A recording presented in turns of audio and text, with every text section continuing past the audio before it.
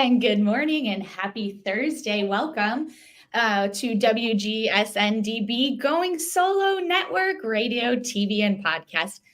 #1 Internet Singles Talk Network. And your Health Vibes with Elana. Hey, Elana, host of Your Health Vibes with Elana.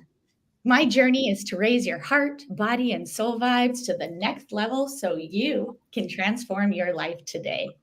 And today we have an amazing guest, Sherri. Yeah, she is here today, and our topic of the show is the power of visualization and calling in your tribe with the one, the only Sherri. Come on down. I love your energy. You're so fun. We should just hang out all the time.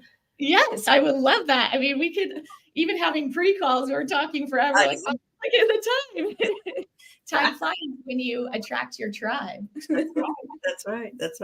All right. Well, welcome, Sherri. Thank you so much for being here today. I'm so excited to have you here and excited to share the world with you. I love it. I love being in part of your tribe. Well, it makes my heart so happy. So thank you.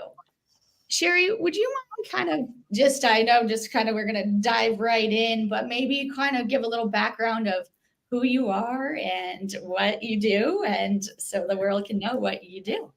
Thank you. Absolutely. It's such a fun and honor to be here with you. So Sherri Danzig, my company is called Choosing Vibrancy. And I think of it kind of as a tagline, a mantra really for what I believe and what the essence of my business is. So I've been in the wellness field for 35 years, long time. Amazing. And it's been a passion. I know. Sometimes talk to people, it's like longer than you've been alive. Well, I'm 43. I get it. I'm young at heart. Yes, exactly. But I've been in the physical space. So I was a massage therapist. I still do a little bit for fun, but it's not really my focus anymore. I've been a birth doula, so I've helped bring in many, over 100. I can't keep up births as a birth doula. And I was introduced 27 years ago to a company that just completely fit. I was so aligned with it because as a massage therapist, and I had been previously a school teacher, the teacher in me never left. And so it wasn't enough to give people massage and make them feel good and send them out of their way. I wanted my clients to be educated on how they could be empowered to do things for themselves, because let's face it, you get a great massage, right? You feel amazing. And that in itself is amazing. But I wanted the work to last longer, and it didn't last for me either. I got massage every week. And then, by about 3 days in, I was like, dang, my back hurts again. So, we run around, we do crazy things, we overdo, we overstress, we're bombarded with toxins.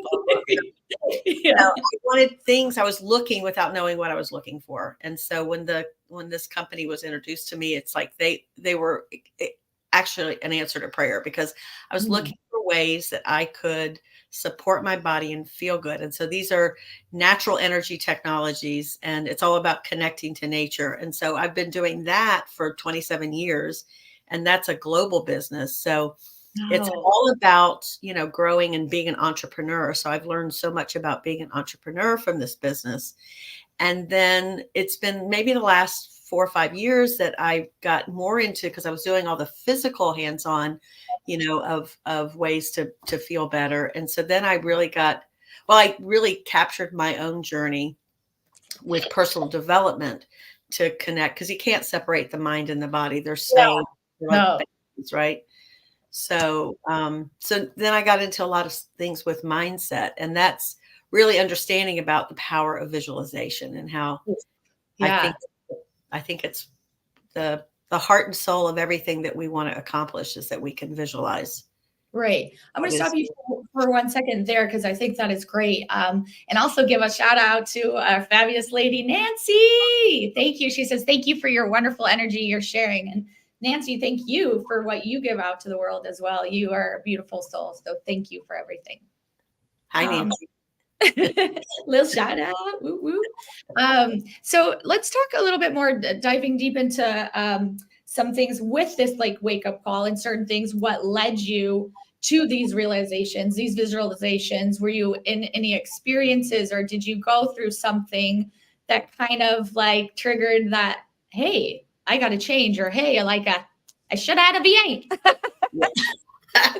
Yeah, it was definitely a struggle, an internal struggle. So, I'm in this business. I'm learning how to be an entrepreneur. I'm learning how to be a leader. I'm looking up to people that I see have what I want. And I had a coach from an early time in my business, so that was helpful. And he finally called me out on it because I kept setting goals every year. I was going to accomplish this. I was going to move up. I was going to do all these things, right? And then I'd get scared. And I had a good life. It was comfortable. I had lots of things to keep me busy. And, busy is one of those things that you can get lost in being busy, right? And so I finally, was willing to look at myself. And so put the excuses, what did I call them? Distractions, very easy to be distracted. You're a working mom, you got a business, I have 3 fabulous daughters that are grown now, but during this business, I was raising my daughters too. So very good excuses. Right. And so I finally got called on that, and I was willing, because you have to be willing to look at it. 100%. And so I realized that what I wanted and what I was doing were completely disconnected. Wow. Can I stop you with that? That's very powerful to say. Of like, I think so many times we feel the need that we have to do something. It looks good on paper, but in reality, that's not what our true self wants. And so we just keep showing up kind of like, not like a Groundhog's Day, but you're doing something, the repetitiveness, thinking that it's good, and then you're disconnected. What are some things that help you so you can reconnect yourself and feel like that showed you like, this is not right. I need to connect to my true self. Yeah. And it wasn't, I really did want these things. The resistance wasn't that I didn't want it, because I think sometimes that is the case where you say you want something that's not really what you want. Right. In this case, I really did want it. I just had a lot of fears Gotcha. about whether I was enough. That came up a lot. And so what happened is I literally started applying things to kind of blast my subconscious negative monkey mind. Right. So it just became a thing where I had to practice it more and be more habitual. So, it's like starting my morning. How did I want to wake up and feel? Making intentions about how I was going to feel that day. Journaling. I mean, these are basic things. I fell in love with a couple of things. I am statements, which are so powerful. And so now I am myself out of any bad funk, any place I am, which I love that. And then my coach taught me about the smile exercise, is what he calls it. And so that's about putting, not a fake smile, but a soft smile. Yeah.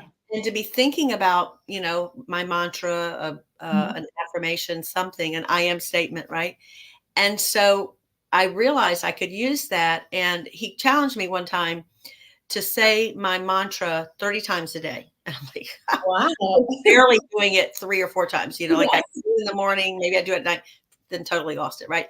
So I learned, because I have this, thing we all carry around. Right. So I set it up for the 16 hours of the day that I was awake. And I put a reminder 30 minutes. So I repeated it. Took a minute to set it up, every day of the week, had my mantra. But because it would come up as a reminder, it was 32 times I was an overachiever. So I looked at it 32 times. I had to stop. That was my task. I had to stop what I was doing every 30 minutes. Took like, 15 seconds, right? Read. And oftentimes I would say it out loud if I could, with a little smile on my face, and it would just like remind me. And so, and I started putting more time into, whether you call it meditation or visualization. I had this thing about meditating that for the longest time, I'd be in a group and they would take me through a group meditation process, and I would fall asleep. I don't know how to do this. I don't know how to do this. You realize, it's not rocket science. It's closing your eyes, quieting yourself, focusing on your breath really helps me, and focusing on something that I want to create. And so I've learned a lot about how the subconscious doesn't know whether it's real or not with what you imagine. And so you have to be able to see it. And I love so I really, yeah, I think, and I'm such a visual person. So when people like throw things at, I was like, I need to see it and visualize. You can really take that power with you. Yes. Is there anything like if someone feels scattered and all these things, maybe a few things to help them like not be like that scattered mind or like, oh, I can't do this, I'm bad, or that, we put this pressure. Yeah. But what's something to maybe let go or that you can, and maybe also tie in? I know sleep is a big thing and something, to kind of incorporate in all of this as well. I know that's a big thing with us. So maybe we can talk a little more with that as well. Yeah, absolutely. I mean, again, we're talking a lot about mindset, and I never veer very far from the physical things that we can do to keep ourselves feeling good, feeling alert, feeling energetic. And so sleep is really the foundation. It begins and ends with getting a good night's sleep. And I was somebody that, you talk about my story and like, how did I get here? Mm-hmm. Oh, I was really bad. And I still, honestly, I still am a night owl, and I still have to fight myself to get to bed, but I may not get to bed at 10 o'clock, which is probably the optimal time. That is not me. I feel you. Unless I get up at 4 or something. Yeah. But I make sure I get a good at least 7 hours. I was operating on 4 and 5 hours of sleep, and I had a wake up call. You talk about a wake up call, because this is when the kids were little, and I would go to the grocery store at midnight because the stores were open all night. So I'd go to the grocery store at midnight, and I thought I was cheating time because I was like stretching out. I have more extra hours. People are sleeping, but no, I'm getting stuff done so I can be superwoman, right? And so one night I had pulled into my driveway. I have a very steep driveway. I live in Georgia. Everything's like hilly. And driving my husband's car, which is a stick shift. So it was 1 o'clock in the morning, and I had to get out of the car, put the emergency brake on, got out of the car, had to, hit the manual, the keypad to open the garage door because it wouldn't open with the thingy and the remote. I got back in my car, thought I put my foot on the brake, but I'm really tired. I put my foot on the clutch and flew backwards down my steep hill. We have a cul-de-sac, I'm looking at it right now, went into the electrical box, hit the electrical box. The car hit the curb, bounced off. Thank God I didn't blow myself up. I could have died. Right? I had a neighbor came out, was like yelling at me, get out of the car. Right? Yeah. 20 feet high flames. It exploded the electrical thing, shut all the electricity down in the neighborhood. 2 fire trucks come, and I'm like this idiot. Everybody's like coming out looking at me, in the middle of the night. Yeah, that was a wake-up call.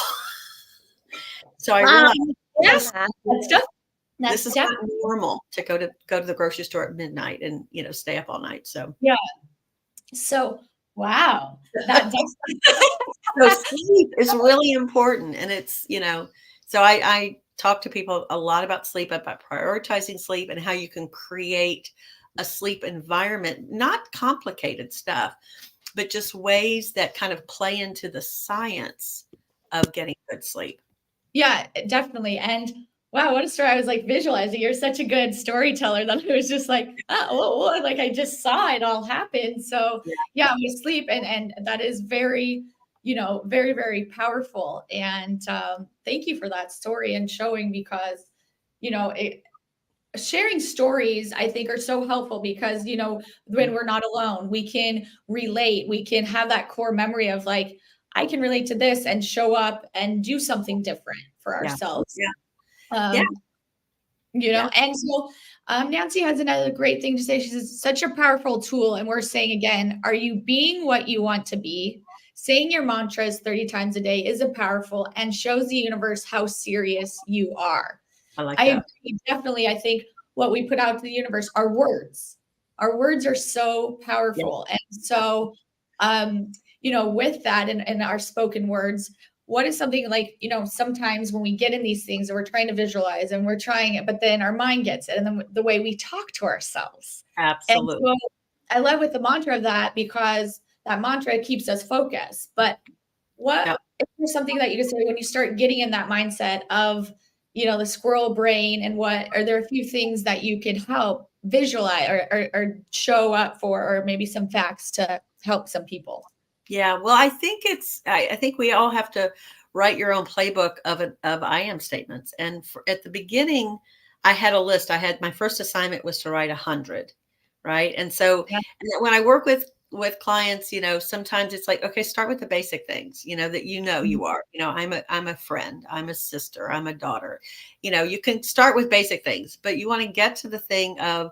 So my mantra is that I love and appreciate the ease and certain. I love and appreciate the outrageous abundance that I attract with ease and certainty Ooh, in I all like. areas of my life.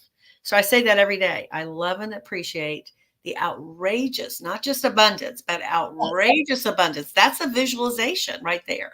Like if your Yes. words, so you've got something is when you feel it. So Ooh, that's my okay. tip is that you want to write your wordsmithing to yourself, to your self-conscious mind, right? It's that self-talk. And we get to Yes. say whatever we want to say to ourselves. And I like to tell clients, you can be a CEO of a powerful company and you have like powerful conferences and, you talk to state heads or whatever it is. There's Mhm. no more important conversation you will have any day than the conversation you have with yourself, right? Because that Right. sets up everything. And Mhm. so it's like we get to choose. And so we all have that negative, fear, motor mind, monkey mind, as I Yes. call it, right? It's not that you're going to completely squelch it, but I Right. think you realize it. It's part of it is training yourself to pay attention because if we Mhm. start going negative on ourselves, we're going to feel it somewhere in our body. Yes. It's going to be like a tightening or something we're going to feel. And if we have to teach ourselves to pay attention and go, wait a minute, whoops, I don't want to feel that way. Right. Love And then that. there's the So wake true. up of, yeah, of like, let's, and if you, until you get it down, till you have it memorized, you put it, you have it in a card in your purse. Best thing is put it in your phone. And then So you true. I mean, so simple, like, there's no excuse. I yep, think so many times, like, "Well, I didn't write it down," or, "Oh, I mean, as you said, we all have all this. have our phones. So it can Oh, go in your notes. It can go in those audio. I have like that audio section. Sometimes I'm just driving around and I'll just record some things, mhm, record your mantra or find a poem or some saying, somebody's quotes that really touch you and mhm. then record it in your own voice so that you can play it back to yourself. Oh, I like that. That's Mhm. really fun. Or you could record in a fun voice like I have for my directions. It's like the Australian guy, where they're just, like, that makes you happy too, of just that Yep. energy. I really like that. So there's a little quote that was said on your website, which I really liked. It said, "Help rewrite the stories that burden you from the past through the eyes of self-compassion and self-love." So, as we're storytelling and telling things, I love the stories that you're telling. I love how you're showing up. With that, I mean, could you maybe we can expand on that of rewriting stories? And, I think that's a beautiful thing to do and visual, like, to add into all of this and what you're really great at. So, is there a few things that you can talk about on this? Sure. Sure. Yeah, I think we all are tied to the stories of our past, and some of them are great stories, right? I mean, Right. hopefully you can pull out some of those, but I think we all have at least one story, if not multiple stories, where we were traumatized or embarrassed or we Mhm. felt shame, which shame is such a bad emotion. I wish we Oh, could just write yes, that sucker right out of our lives. I agree 100% on that one. Yeah. And I think our stories when they're those stories that are heavy with a feeling of shame or regret, Mhm. Yeah. embarrassment, that we then it's like it's where we hold secrets. It's like, oh, those are secrets of ourselves Mhm. that if people knew this, they wouldn't feel so good about us, right? So Right. I think the first part of it is to unpack it and know what it is and Mhm. be able to face it off. And I like to be able to find humor on it. So let me tell you a story. So this was a being enough story that I Yeah. learned early on. So I had been not dating a whole lot for a while. And then I met my husband. Now we've been married for 40 plus years. Good Lord. Right. Woo. Right. So about to Yes. get married. That's a long time, right? Yes, that is a long time. That's Right. amazing. So we met in October. And so we're coming into the season of Valentine's Day. I had never had a boyfriend for Valentine's Day. I had talk about visualizing, right? So Yeah. I had visualized that we are going to have this romantic dinner. He was going to buy me something. I had bought him all these gifts. You know, I was like big on Valentine's Day, but he didn't know that. And I didn't communicate it because I didn't know that I needed to communicate it to him, right? Right? So he tells me he's taking me out for Valentine's Day. I'm like, in my head, I've dressed up. I'm thinking it's something romantic. I've made up all the stuff. Right. Yeah. I get in the car, he goes and he pulls into, I'm not kidding, Arby's. Stop. I'm not kidding. God bless him. He wouldn't do that today. But he knew he was facing it. This was how I figured it out. I'm telling you the end before I tell you the rest of the story. But I had said I love Jamocha milkshakes. It was a big treat. I didn't let myself, because I didn't want to be drinking milkshakes all the time. So it was a big treat. He zeroed on that, and probably the fact that he didn't have a whole lot of money. Right. Yeah. And he didn't know how to court me the way I wanted to be courted. So we go into their, I'm a vegetarian too. So there's not even that much I can eat. Right? It's pretty bad. So I told him what my order was, and I go into the bathroom and I lost it. I am wailing in the Arby's. I'm in the stall, but I'm like crying, and I'm telling myself, see, you're not good enough. You're never going to have somebody that's going to love you the way you want to be loved. Blah, blah, blah, blah. I just went on this whole thing. Yeah. Going And down somebody walked into the bathroom, so I had to stop. And I sat there for a while, and then I thought about my husband, who was not my husband at the time. Yeah. And I thought about it, and I realized, and then it dawned on me that I had talked about Jamocha milkshakes. And I thought, you know what? This is just him trying to do his best. He didn't hit the mark, right? And so I just dialed it down and pulled myself together, went back in, enjoyed my Jamocha milkshake. And then I told a girlfriend about it that night. And the next day she and I went out for a fancy dinner. So I got my fancy dinner. Yes, you got your fix of what you want, right? And then eventually I had the courage to tell my husband, who was my boyfriend at the time, yeah, I really wanted a fancy dinner. And so now, I communicate that much better. And, but the story if I didn't have that epiphany in the Arby's bathroom, by the way, because you can, is that was an old story I'd been telling myself for years. Right. For years I'd been telling myself that I wasn't good enough. And there was something wrong with me, that I hadn't had a boyfriend at other times. So that is a story that really speaks to how we can have an awareness and compassion, because I think when we rewrite our own stories where maybe we've done something that we've been embarrassed about, we have to have self-compassion. Right. And to understand that we were doing the best we could at that time.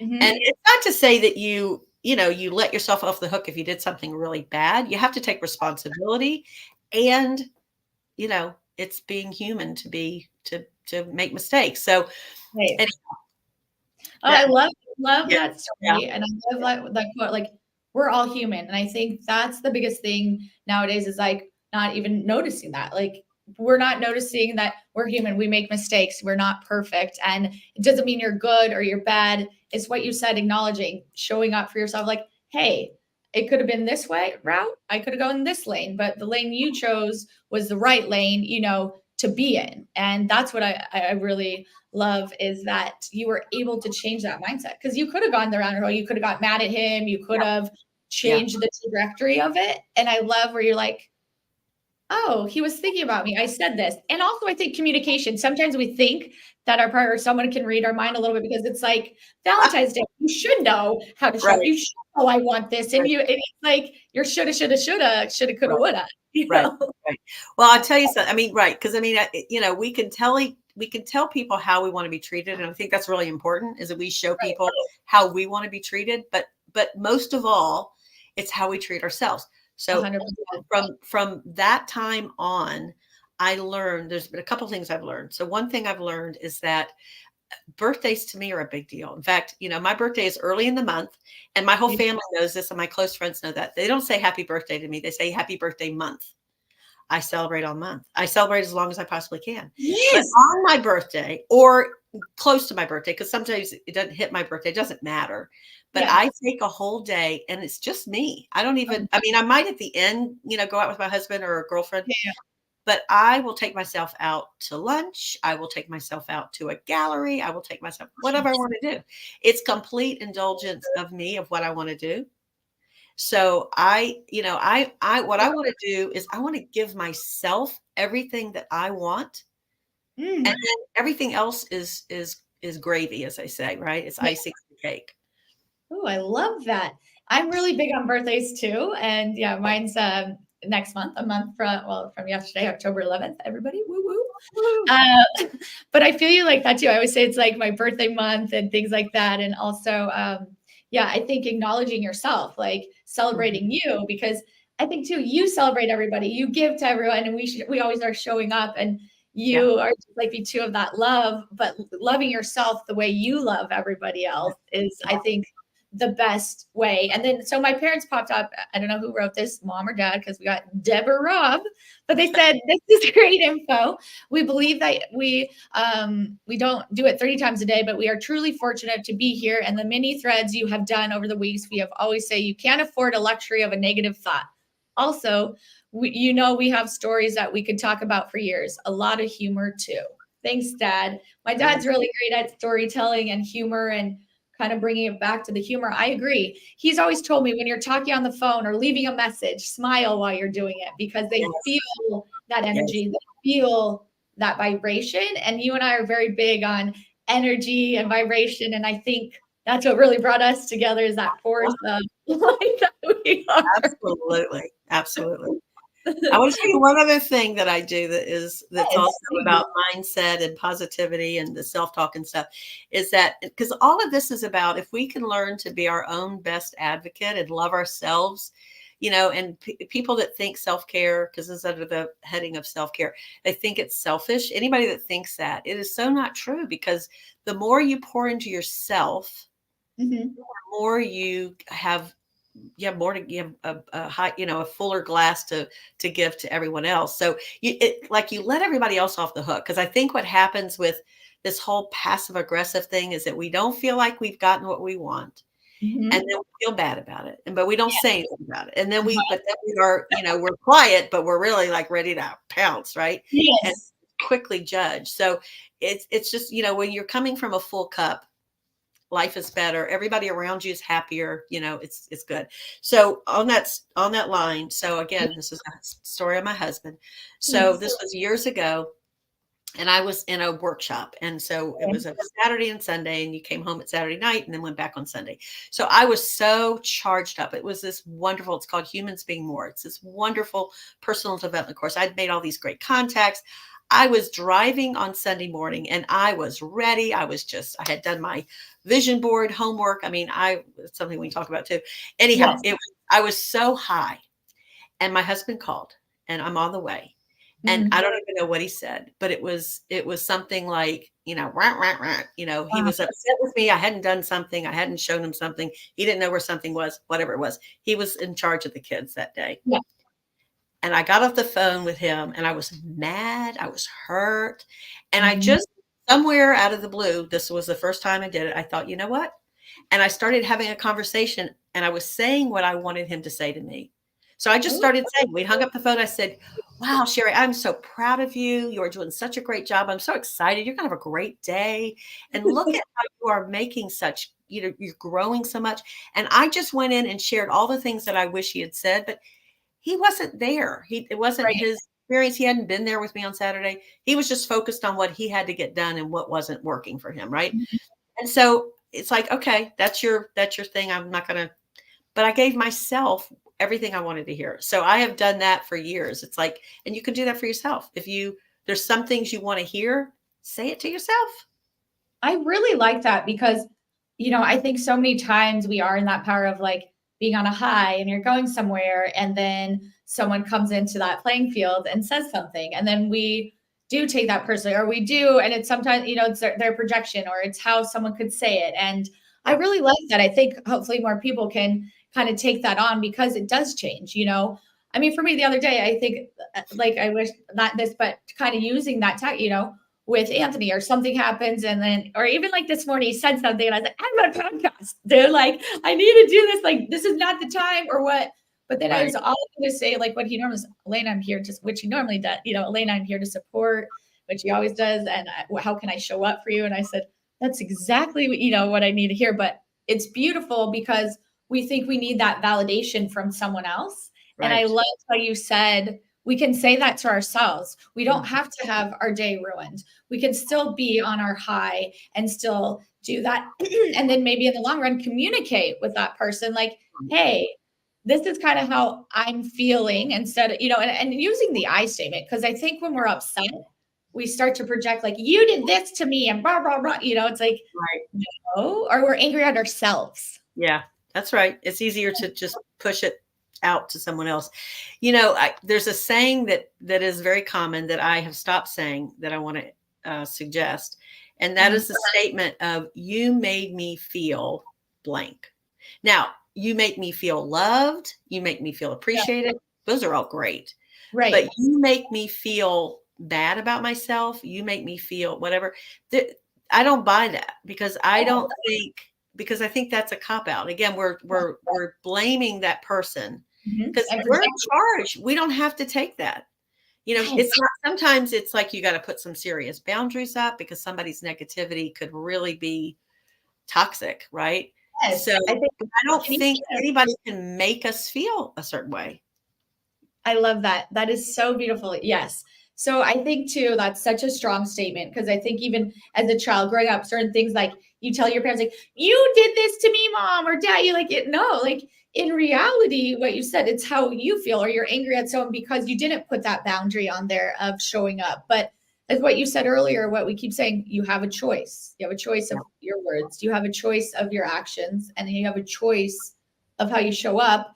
And Nancy just said, we're all one energy. So it makes perfect sense to tell ourselves what we want to hear. Very true. Love that. Yeah, I really love that, because exactly how you talk to yourself is, or two, sometimes, people bring up, how would you talk to yourself as a child? Some of the things I say to myself as an adult, I would never say to a child or little Elana, I think that's so funny, or not funny, but the fact like how we would talk to ourselves and we wouldn't talk to a child. So, kind of bringing in that of the way we talk to ourselves. Yeah, totally. And so, we're going to have to close up in a little bit, but I do want to bring in one more thing is like calling in your tribe. I think that's so important, whether having one person, 10 people, whatever it is, when you do this and showing up for yourself, because I know we've been through all walks of life. You have that friend from here and that friend right here. And, sometimes we think because they've been our friends so long that you have to have that same type of friendship or relationship. Yeah. What for you, when you get calling in your tribe, what does that mean to you?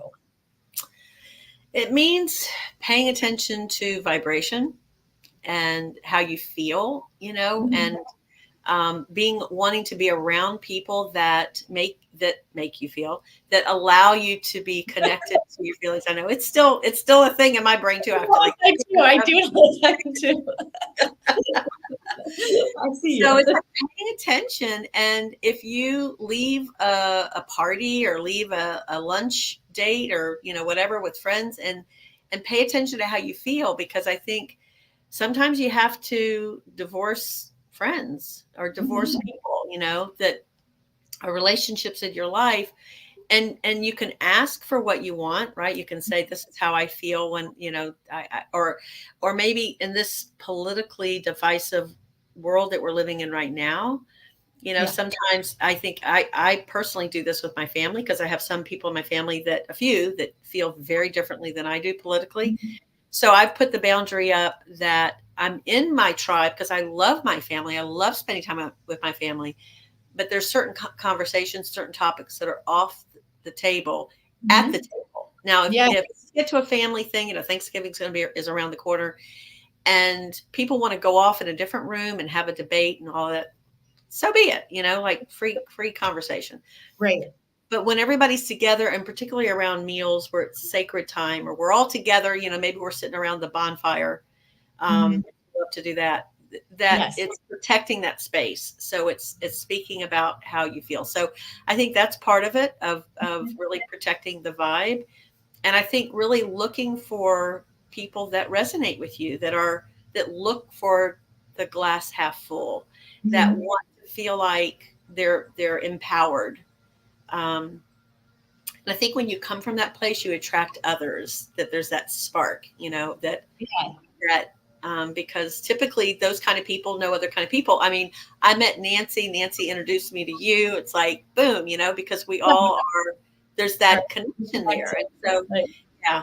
So, I mean, I have different groups of friends that, I have the friends that I've known for over 40 years, and I have deep relationships with them, but they don't necessarily have conversations. We don't necessarily talk about energy and vibes and so much. Right. I kind of try to give them a little bit of this and like filtered it, a little bit. We talk about the law of attraction, and, I've sent them things on Abraham Hicks and things and I speak from that place. Right. Correct. And so that's okay. We can have different groups. Right. Different seasons, different things where you are in your life. Like, right. You have my friends from preschool, then I have my friends from college and like high school, different points of where you're at your life. But like, as you said, your vibe attracts your tribe, Right. we always absolutely.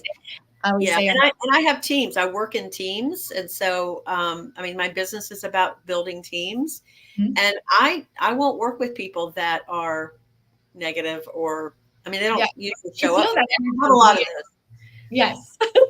Like years I have, people showed up and it's like, how did you get into this? And they don't stick around long enough because it's not, I'm not playful. Yeah. It's like, if I can't be myself, that's the thing. It's like, I think we have to find a tribe where you don't have to be anything else but yourself. And so even though the girlfriends that I've had for so long, and that they don't know all aspects, I don't spend as much time on that. I'm still myself. I'm not hating myself. I think that's it's short to be hiding, right? It's like, ugh, like, take off the mask, be authentically and like with your stuff, unapologetically yourself. I think so many times we want to tell our story because we're afraid of what someone else is thinking. Learning really now, less is more. They don't need to know everything. And, if they want to know, then they can ask and kind of show up and do. So we have a few minutes left. Sherri, can you tell everybody like how they can work for you, if you have any programs or anything that you would like, this audience to know? I would love for you to share your final thoughts, your final who you are and how to get a hold of you. I love it. Well, you can go to choosingvibrancy.com, choosingvibrancy.com, and reach out to me there. You can go to I have a Facebook group that's a public group that's it's called Choosing Vibrancy. So you can go there and hang out with me. Those are fun things. Program wise, I'm always teaching about sleep and water and natural energy. So I would just say the best thing to do is reach out to me, and maybe we schedule, a chat over Zoom, which I do all the time, right? So, and you will enjoy that chat because you'll probably chat a lot longer than the time. Yeah. So, let's connect and then see what is of interest for you. Because I like to, when I'm, having a conversation, it's like, let's get to know each other. Let's find out what areas are you interested in knowing more about and growing. And so it's everything it can be from mindset to sleep to better hydration. I am in that space of wellness. And if it's not something I do, I probably know somebody that does. And I love to refer people to good people, great people. And I love that. So thank you for that. And I think that's such a beautiful thing, is sharing that and showing up and you being so eclectic, of having so many things that people can work with. I love that there's not one specific thing. And so that helps out too, because I think sometimes when we not put ourselves in a box, but we have one just specific thing, it doesn't open, but you're so open to it all, which is so beautiful. So I just wanted to say thank you guys for being here today, everybody who showed up. I'm Elana and I'm on here Thursdays bi-weekly at 12 p.m. Eastern Time, 9 p.m., 9 a.m. Pacific Time, raising your vibration, heart, body, mind, and soul. And we are on new streaming network, WGSN-DB, Going Solo Network, radio, TV, and podcast, #1 internet singles talk network. And I'm Elana, your health vibes with Elana. Thank you, everybody, for being here today. I see you. I honor you. I love you. Sherri, I'm sending you the biggest hug. Thank you so much for being here. My heart feels so full with you on today. Let's see if we get some more hearts. Where are we? Come on. There we go. Yay! Oh, we could do that. Yes. I love the hearts that float now that. Okay, hold on. This was a firework. Yes. What's going on there? Technology. I know, right? It's a good thing. It is a good thing. Thank you so much. This was so fun. I knew we'd have this really fun conversation. So I love your vibe. Great vibes. I love your vibe too. Once again, get a hold of Sherri, everybody. Have a beautiful day, and we'll see you not the next week, but the week after. Bye for now. Bye.